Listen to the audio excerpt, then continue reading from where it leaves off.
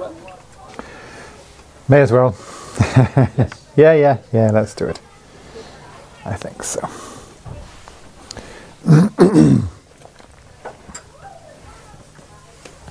Okay.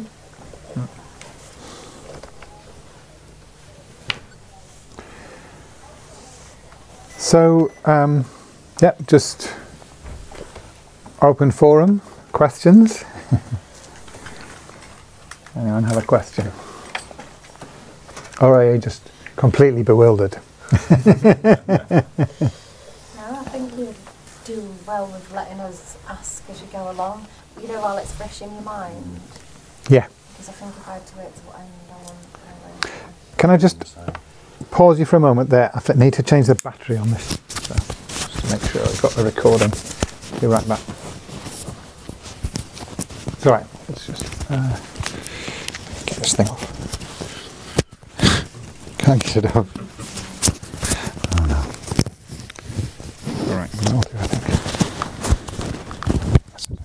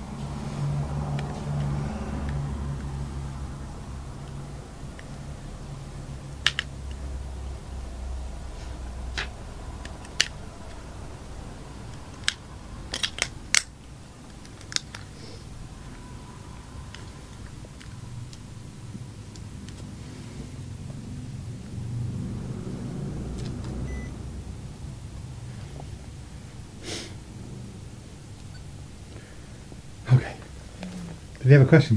I was just saying that I alright. ain't got any questions because you're quite good at letting us ask as we go along. Yeah. Because if you're talking about something that pops into mind, I kind of need it clarifying. Whereas if I had to wait till end, it'll probably go on and on. Yeah, no, that's right, Mel. You know, so I do encourage you to don't hold back with your questions. It's fine to interrupt. Yeah. Chrissy. I'm struggling between the lower schools and the higher schools. Yeah. On the subject of achieving enlightenment and achieving nirvana. Yes. So, why would practitioners in the lower schools not aim to free all sentient beings? Yeah. I can understand why someone would do all of Yeah, that yeah. and then not be doing it for the sake of others. That is a very good question. So, I mean, I can answer the question, but then I think there will still be a question left over at the end. This is, when we talk about, you know, yesterday I said, emphasised like the difference between lower philosophical view and the lower sort of lower motivation. But there is a connection between the two. So, what I haven't talked about, but they do have different views about the path and the goal. So most of what we've been talking about is the first of the three topics that are in the presentation of those different philosophies, and they're always presented in terms of the basis, which is like the what exists in the world, the path, how one progresses towards the goal, and then the fruit, the final destination of the spiritual journey, and that fruit. So there's kind of different levels of that. So they all accept that there are these three different levels of enlightenment, if you like. The middle one's not so important, but it's always mentioned. But the first one is the arhat. So an arhat is somebody who has overcome the basic ignorance that is the cause of suffering, so they are then free from suffering. Okay, so that's the same as liberation, nirvana. That's the kind of base level in terms of the end of the spiritual path. The goal is. The minimum is to be completely free from suffering and the causes of suffering to become an arhat. Missing out the middle one for the time being. Then in the Mahayana, it's mainly focused on the goal of becoming a Buddha, fully enlightened, which means the highest possible level of realization motivated by compassion. So from my own point of view, like for my own needs, I don't need to become a Buddha unless, unless I'm motivated by compassion. It's only my compassion for others that creates the need to become a Buddha. The middle one is called a Pracheka Buddha or solitary realizer or something like that. It's not terribly important, but it is kind of intermediate between the two. They have a certain amount of, they're more compassion, but they don't have as much as the Bodhisattva who is willing to do anything for the sake of all sentient beings. So they have different views about those. They all accept that all three exist. But for the lower schools, the Vaibhashika and Sautrantika, first of all, Buddhas are extremely rare. The only Shakyamuni Buddha is the only fully enlightened being, the only Buddha in our kind of historical period. The last one before that was millions of years before. So they only happen once in a very, very long period of time. Very few people ever, according to that view, very few people ever become fully enlightened, ever have that motivation to be willing. They say that to become an arhat, that can happen within a period of 2 or 3 lifetimes, or even one lifetime, or even less.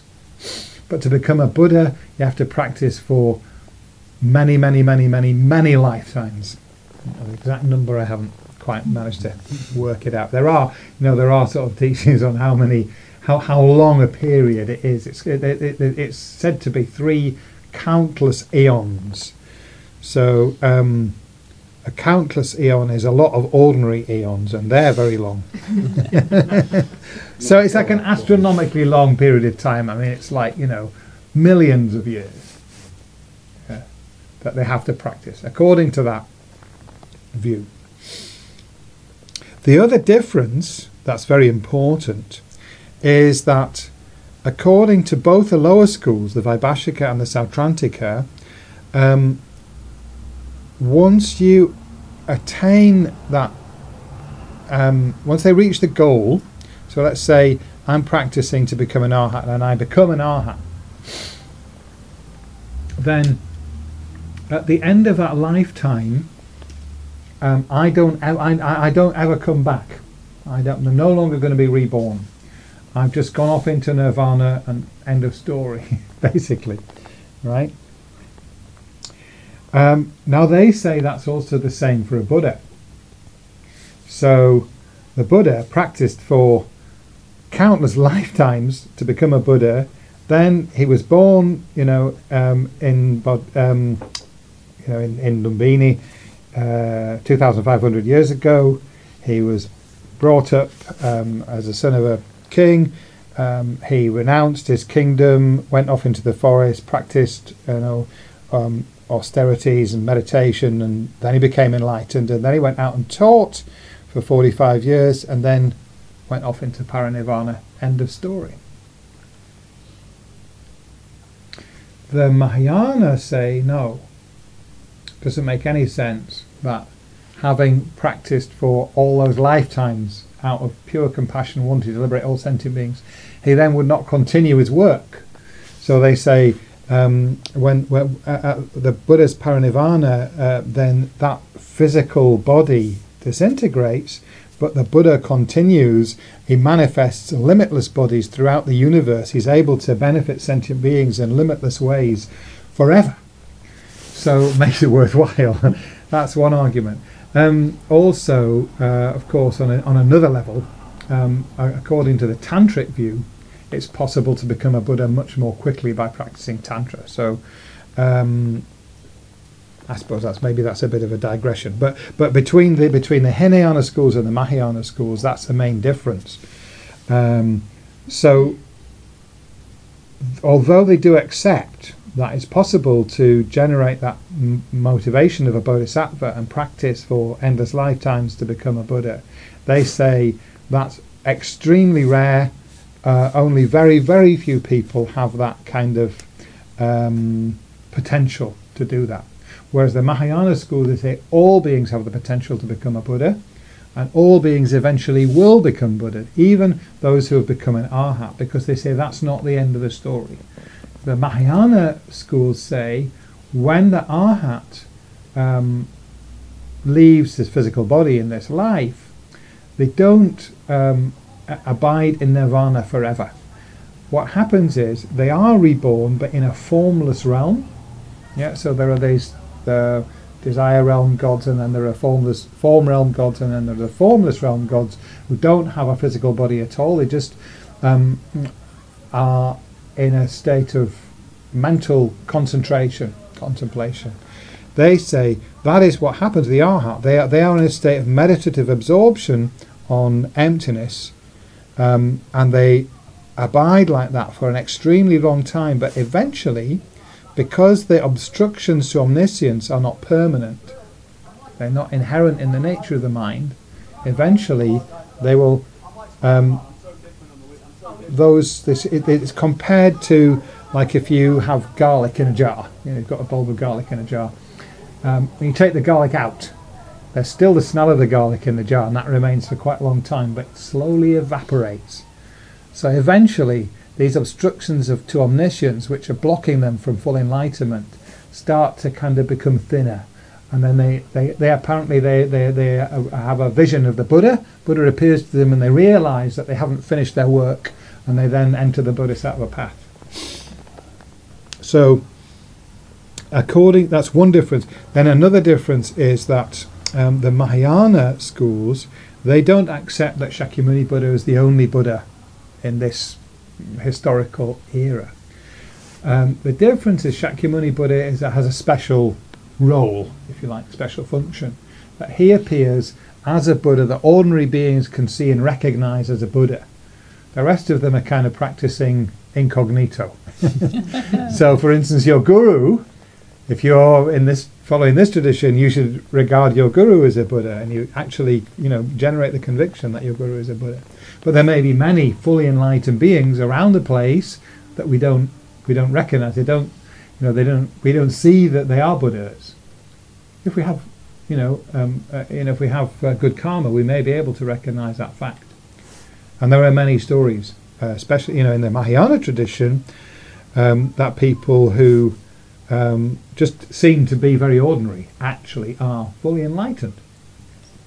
As one particular example, well, I don't know whether it's necessarily that he was fully enlightened, but there's a very famous Lama called Kunu Lama Rinpoche, who was the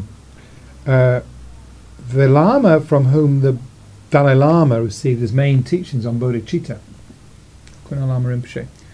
And he lived in Bodh Gaya most of his life, and he just acted like a beggar. And he was he was sleeping on the veranda in the monastery when they threw him out. And then later on, somebody noticed the Dalai Lama stopped in the street and prostrated to him, and they thought, "Hello, there must be something." So these are like the hidden yogis, that the Lama Zopa talks about. Geshe Kunchok, who was the abbot of Kopan, that people didn't realize he was an incredibly high realized being, so Mahayana's kind of, it's a sort of, I suppose, feels to me like a kind of more generous view of life. There's lots of Buddhas all around the place. We just need to wake up and we'll start to see them. So yeah, that's part of the explanation, Chrissy. It still kind of leaves me with, well, why wouldn't you, if you know what I mean? Well, the question that I've always had about it is, okay, so but when the Arhat, when they actually do attain that state of realization, they've realized emptiness, they're free from suffering. At that point, why would they not then decide to become a bodhisattva? And I don't really know the answer. Somebody did say something about it, actually, which was interesting to me. There was one student who was practicing the Tibetan tradition in India, Western student, and he went to Thailand because there were certain teachers there who were said to be very exceptionally good, teaching in shamatha, particularly. But of course they're Theravada teachers, and he went there for some time and developed quite a lot of realizations there, and came back because he realized that if he carried on doing it, it would become so difficult for him to motivate him. It was, experiencing such peace and bliss in his meditation that he would not be able to motivate himself to kind of come out. And I don't know. And but there is that. It's called in the Mahayana. It's described as the extreme of peace, a solitary peace. That this is the bit for a bodhisattva. This is a great temptation to give up on the bodhisattva path, because it's easier and quicker, to reach that state of liberation, nirvana, lower nirvana, and it's a big challenge to maintain your motivation, because you really have to kind of stay in samsara. In some sense, you kind of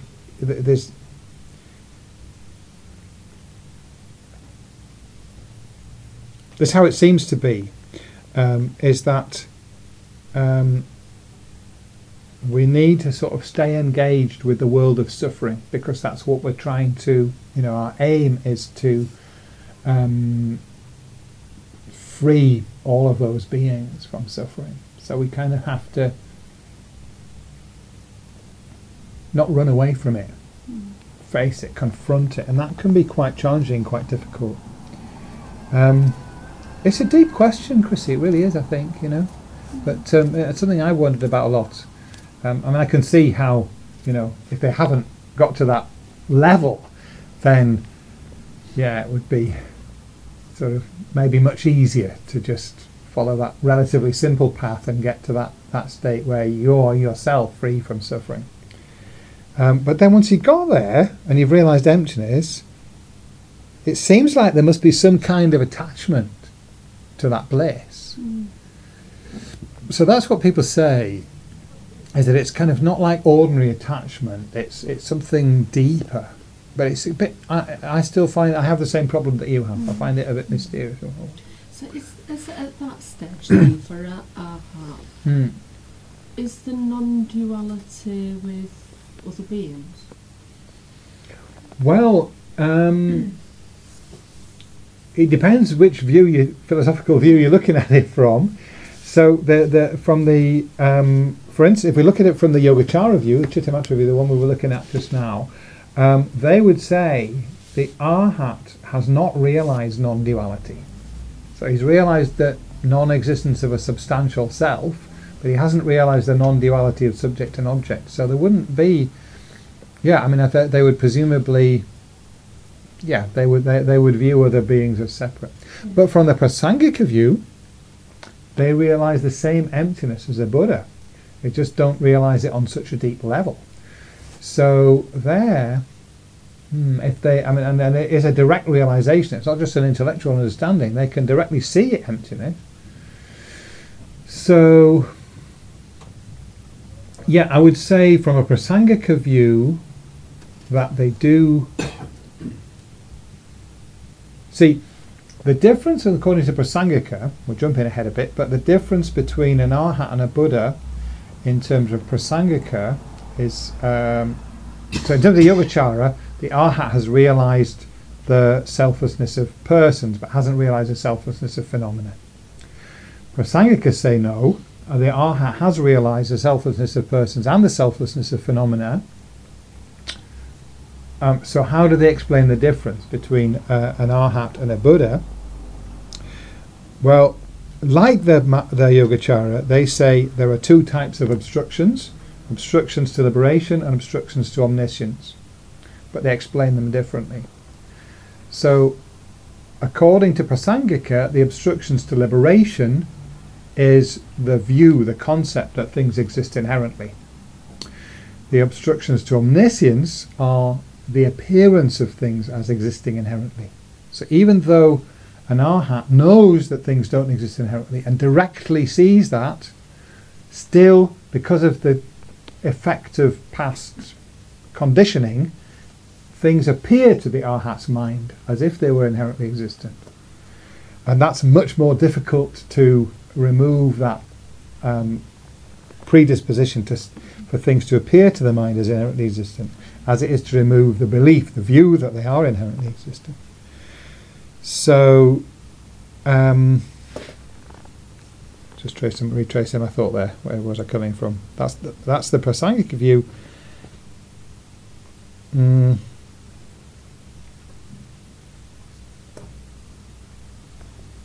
Lost the thread of where I came to that from now. What was the question? Well, the question was about, as an heart then, would there be duality still? Oh, would there be duality? Yeah, you know, right, okay. Yeah, so according to Prasangika, when they're talking about a different kind of duality or non-duality. So for them, dualistic view is the view that things exist inherently, and dualistic appearance is things appearing inherently. So an arhat doesn't have dualistic view, but they have dualistic appearance. The Buddha doesn't have the dualistic appearance. So another question. And then Yeah. Go ahead, so go for it. Selflessness of persons Yeah. then, this is just your own individual self, and it's not other people. So other people are the phenomena, as in an object. That's a good question.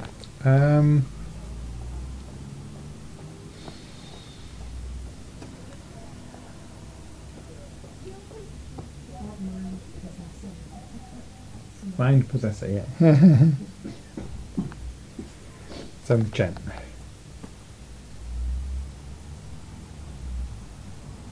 Yeah, selflessness of persons does apply to other people. Just trying to remember something on this.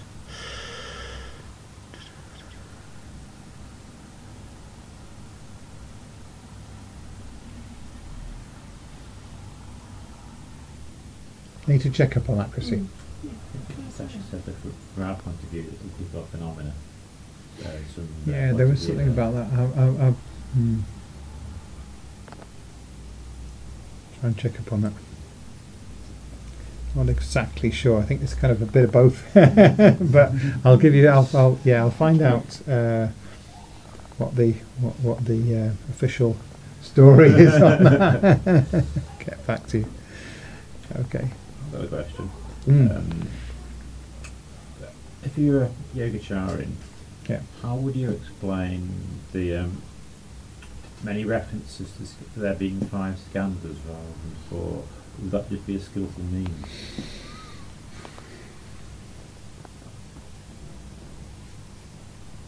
Well, I mean, you found a reference where somebody says that is able to interpret Vasubandhu as saying there's only 4 skandhas. That's true. But if you logical thing is you say there's only mind and impressions, etc., you're denying the form aggregate.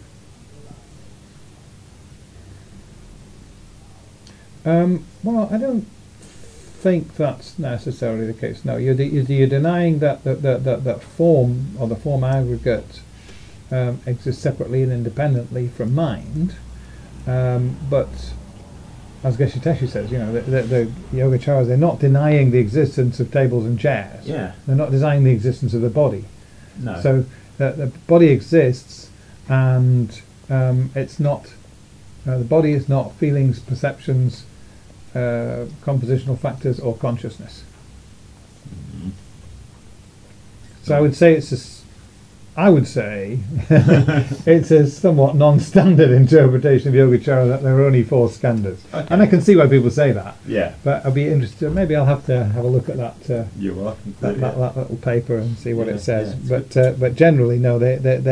It's only on the ultimate level that they're saying everything's mine. It's on the conventional level. we don't say that orange is consciousness. It's not consciousness. No.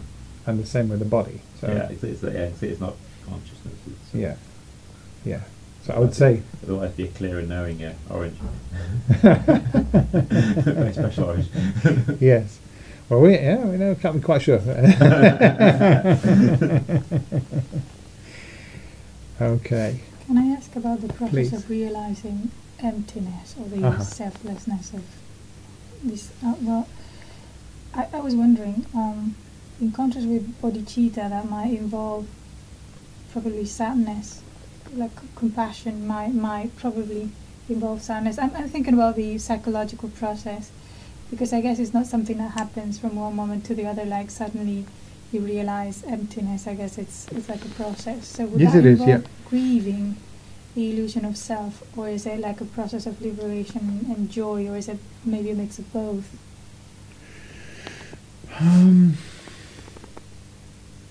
So I'm not quite tuned into your question. Just say a bit more. Right, so from let's say that we're, from this state of ignorance, where we believe Yes. that we have that inherent Yes. existence of the self, Yes. to the process when you become aware that there isn't, Yes. what would be the emotional or the psychological process? Is I it see. like, let's say, progressive states of bliss because you become liberated Yeah. from the illusion, or is it sadness because you're Okay. grieving that, I don't know, that Yeah. kind of Yeah, self, yeah, self? yeah. So it is a progressive thing. I mean, even when you realize emptiness directly, you still experience emotional, suffering and sadness and so on. It's less. I mean, it's I don't know how much less, but probably a lot less than what we experience. Very subtle, apparently. And even the anger and attachment, they experience that, but it's a much more subtle than what we have. And then there's like there are the 10 bodhisattva levels, and it's at the 8th level that those are gone. There's no that for 8th level, 8th, 9th, 10th level bodhisattva and Buddha, they don't experience any suffering. They don't experience any negative emotions such as anger or attachment at all. That's gone. Which is and also the arhat. So it is progressive. I find it a little difficult to understand, but of course, what we need to remember is when at that point where the emptiness is realized directly. Okay, that happens in meditation. So necessarily to have that realization, someone would have to be in a state of perfect meditative concentration, and then when they see the emptiness directly in their meditation, and at that time they don't see anything else. The mind is not aware of anything other than emptiness at that point. When they arise from the meditation, they cannot see emptiness directly anymore. So apparently, the way things appear to somebody on that level when they're out of meditation is pretty different from how it appears to us.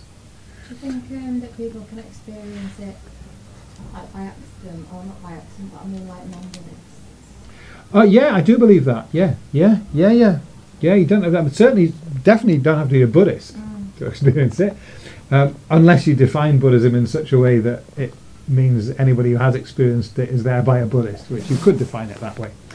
But yes, I do think it happens to people, and people have, it can happen spontaneous realization. I mean, the most sort of spectacular, not spectacular, there are probably some more spectacular ones, but the most prominent one, Eckhart Tolle, some of you have read. Have you read his Power of Now? Yeah. So he describes how he had a realization like that, which I would say clearly is a realization of emptiness. Very clear. And it didn't exactly come out of nowhere. It came out of great suffering and being very sort of like his conceptual mind was just going in turbocharged overdrive. He just couldn't stop thinking, and it was driving him crazy. And so it kind of what's the word? But it sort of imploded on itself, this conceptual mind, and then there was no conceptual mind, and then there was just awareness. It was very amusing. Those who don't know it, what happened?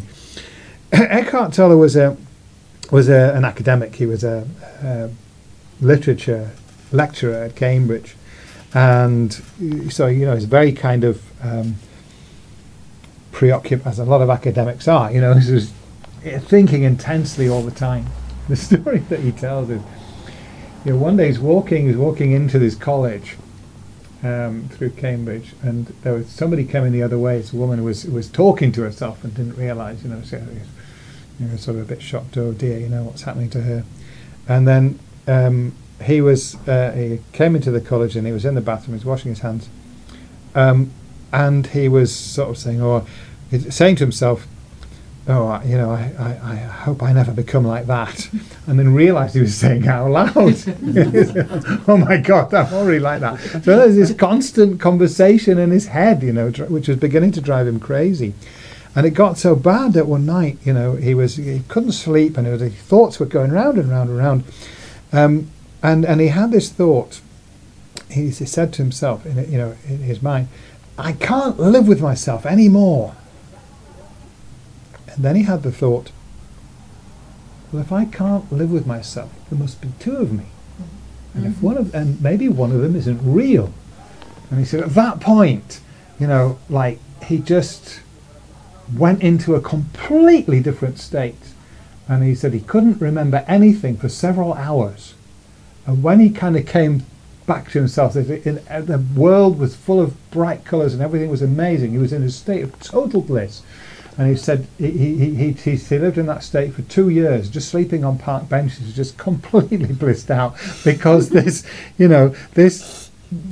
self-grasping conceptual mind was gone completely. That sounds a bit like the realisation of the koan, where they do a bit crazy beforehand. That's what I was going to say. The koan practice in some Zen traditions is like they practice. They give you this impossible question, like. One of them is, does it, when a tree falls in the forest, does it make a sound? They give you that questions like that can't be answered, and you bang away at it with your conceptual mind until your conceptual mind gives up, and then you experience a non-conceptual awareness or non-dualistic awareness. So yes, and there are now these. It's very interesting actually, because these stories are happening seemingly more and more frequently, and people are saying it's like it's reaching a critical mass where, because so many people are experiencing it, it's causing more people to experience it. So, I'm sure that probably some Buddhist teachers would say, "Oh, this isn't the real thing. This is not," and there'll be different views on. And of course, sometimes it may not be. Sometimes it may be a complete delusion. But I think very often, I think a lot of these cases are genuine. I certainly think he is. I mean, I've listened to a lot of his teachings and read his books, and I think he really is a realised person, highly realised person, extremely good at explaining it. I recommend it. To my mind, what he says is very much is in agreement with Buddhist teachings, but it's from direct personal experience. So. Not that, so there's a lot of the stuff that's within the Buddhist tradition as well. But it's very interesting. Yeah. So it can seemingly happen, doesn't necessarily mean someone has to intentionally follow a course of training. I mean, it may be that he had previous training in a former life, as Buddhists would say that, very likely. But however it is, I don't think you necessarily have to say that someone's been through this kind of special training, but there must have been some motivation though there. That didn't come from nowhere. He must have, whether it was kind of subconscious or somehow latent, but it must have been there. He must have had a very strong motivation to want to not only become free from suffering himself, but also to teach others, because he's an amazing teacher, and thousands of people are following his teaching. maybe you were meant to experience it like that, not in a religious. Yes. So that it can Well, I think so. Yeah. widen that Yeah. view. Yeah. I think so. And I think the fact that, just the conditions now are suitable for that to happen. Yeah.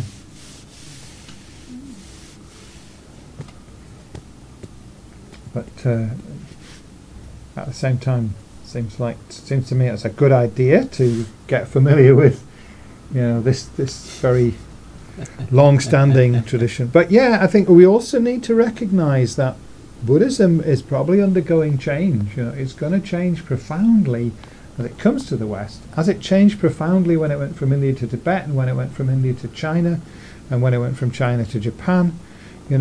It's going to change profoundly as it comes to the West. So it's a difficult topic. So how do we adapt it so that we don't lose the essence, but we don't try to just kind of, it can become like a museum piece. If we try and do everything the same way that it was done in Tibet, well, that's not going to work, because we're not in Tibet. Our culture is totally different. So it's a challenge for us, how we practice this.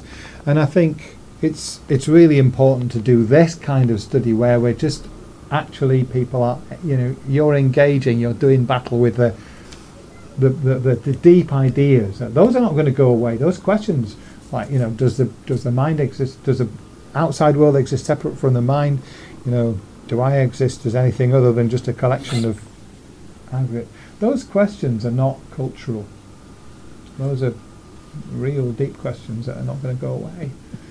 But yeah, there might be other ways, different ways of approaching it as well. What about like, I don't know if you know, but like the NKT and modern Buddhism and stuff like that, do they teach like teachings like this? I don't really touch it. Well, I can't really tell you what the NKT teach, how they teach. No, but yeah, there are many ways that people have tried sort of consciously to, create some form of Western Buddhism. I mean, the most prominent one was the Friends of the Western Buddhist Order, Venerable Sangha-Shita. And I think he had a lot of good ideas, actually. There's a lot of good things there. Not sure that he was such a great example of ethics and things like that. That's also very important, but yeah, I mean, it's and we're trying to do it, like Discovering Buddhism is all of the topics, traditional topics in the Lam Rim and so on that were taught in Tibet, but we've tried our own way to adapt it. But I think, we are one of the traditions that has made it really important to try and keep as much as possible. Our mission is very much to preserve that, what's come through that process through Tibet, and not to throw, to be very careful not to throw any babies out with the bathwater. But we still have to recognise that we're going to have to, it will have to adapt. It will adapt. Whatever we do, we can't stop it from adapting and changing. It's impermanent like everything else. But still, there's an interesting book, actually, a very interesting man who wrote this book. David Brazier wrote a book called "Not Everything Is Impermanent." Kind of controversial. Yeah. Well, yeah, but the Buddha said it in as many words. It's very clear, in the Pali Sutras. If there was not something which is permanent, unchanging, there would not be anything that impermanent. So there's something here. Sorry, Buddha said that it was something permanent. Yeah. Otherwise there would be nothing. Yeah. I think mean by permanent, doesn't it, as well? If we mean permanent by changing moment by moment, or permanent is lasting forever. Well, there's something that is permanent that lasts forever. What's the I would say, there's my debating position. What would you say that would be, other than perhaps the consciousness of a Buddha who has achieved full enlightenment? Yeah, the Dharmakaya is Dharmakaya is not permanent. The Dharmakaya has two. Has two, hasn't it? Yeah. Say one of them there derives from there. So the Svabhavakaya is permanent, Yeah, that's fair enough. and it lasts forever. There you go. Okay. The Svabhavakaya, just to explain that, to those who the Dharmakaya is one of the nature of a Buddha is explained in terms of what are called the Buddha bodies. So it can be divided into 2 or 3 or 4. The basic division is Dharmakaya and Rupakaya. The Dharmakaya is the mind of the Buddha, and the Rupakaya is the form body of the Buddha. But then those are also subdivided. The Rupakaya is divided into the Nimanakaya. So, for instance, the historical Buddha himself, he's known as a Nimanakaya, emanation body that appears to ordinary beings, can see, Nimanakaya. But then there's also Sambhogakaya, which is can only be seen by those who have realized emptiness directly. Actually, only Arya Bodhisattvas, I think, arhats can see it. And then the Dharmakaya is also divided into 2. Dharmakaya is usually translated truth body, and Rupakaya is form body. And the Dharmakaya is divided into the wisdom truth body. So the wisdom truth body, which is the mind of the Buddha, the actual consciousness, and the nature truth body, which is the emptiness of the mind of the Buddha. In Sanskrit, Svabhavakaya. That the one that you say that exists in us now before enlightenment? Sorry? That's the one that we'd say is the Buddha nature that exists in people now. No, the Svabhavakaya is the emptiness of the mind of a Buddha. So the emptiness of your mind is the same, but it's not Svabhavakaya. Right. Okay. But it will turn, hopefully at some point in the future, it will turn into Svabhavakaya. Yeah, well, I mean, it's a question whether your mind actually turns into Dharmakaya is quite a question, isn't it? That's a deep question, because or whether, do you enter nirvana, because nirvana is permanent. It's a difficult one. Anyway, the point is that the Buddha did say that. The Buddha said that there is that which is permanent. And he said several other things about it, which I don't remember the other terms that he used. But he's making the point that there is a kind of popular understanding of Buddhism, which is that everything is impermanent. And if you take that too literally, it can lead to a kind of nihilistic interpretation of Buddhism. And the reason what I'm saying that is that, when we're engaged in this, which, we are here pioneers. I mean, this is, I say this quite regularly. What we're doing here, there are not that many people. There are quite a number of people across the world who are involved in this, but it's a relatively small number. Those who are seriously studying Buddhism and trying to practice Buddhism, we are the people that are carrying that forward. This tradition has continued through 2,500 years from the time of the Buddha. And who is now, carrying that through this period of history? It's yourselves. I hope that doesn't sound too dramatic. Who else is it? Where else are there? I mean, yes, of course, there are the Tibetans. A small exile community in India. The Dalai Lama said, "Well, there's only 15,000 monks. It may not be enough." But anyway, the people in the West or in the rest of the world who are practicing, we are in a way like. I think they're interdependent. We depend very much on them to be able to make that transmission. But it's not like they're doing it and we're just the passive recipients. We are the ones who are we are up against. How do we practice Buddhism now in the 21st century in the global culture? So, I mean, I think it's very challenging and very exciting, but I think that places like Jamyang Center Leeds are important. So I, really honour you for your contribution and your involvement and your seriousness about this. Anyway, that's going a bit beyond a question and answer session, but I think it's relevant, we need to think about these things. We need to think about what is the balance, if you like, between studying some kind of historical thing that comes from a distant culture and our lives and our relationship to the community that we live in. And this is interesting how this is going to be changing if we move to this new building. Quite a few challenges there. So yeah, I was talking earlier to some of you about we may need to think differently about how we present Buddhism and some of the outreach things of working with people in hospitals and people who are dying, or people who are supporting people who are dying, or people in the community who are up against problems, people with mental health issues or whatever,